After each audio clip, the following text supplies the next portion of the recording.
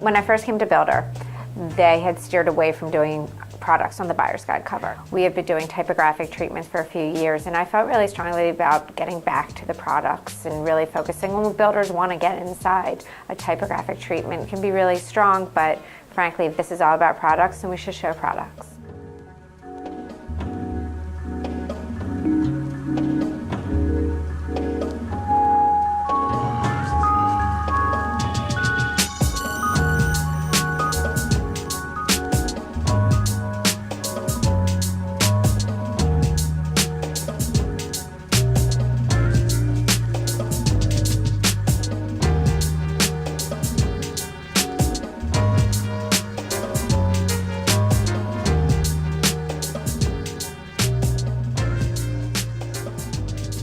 We did a run through with Sandra Malm, and just to learn a little bit more about each product and why it was exciting, why it's new, and then we shot it all. There are wonderful products inside, really exciting products for the builders to read about that might be the best in their class, but this is not a contest on the cover.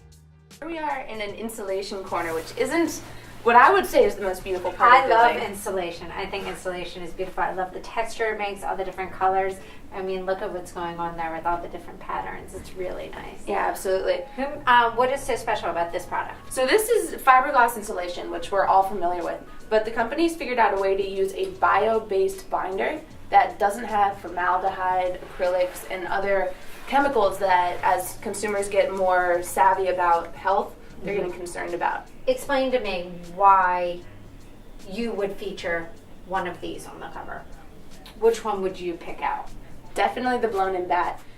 Now going back to it, I mean, I can look at products differently than I ever did before. I look at just the different wood grains and the recycled materials and the manufactured materials and all the tiles. I've gotten to know the manufacturers, sort of what to expect, which are the high end, what are the low end, and you know, I never thought I'd fall in love with building products the way I have, but it's really been a nice exercise. We were all really excited about what we could do with this year's buyer's guide, so I approached Gregor Halenda, who was a photographer that I used back in New York, and he has this amazing style to sort of make products come alive.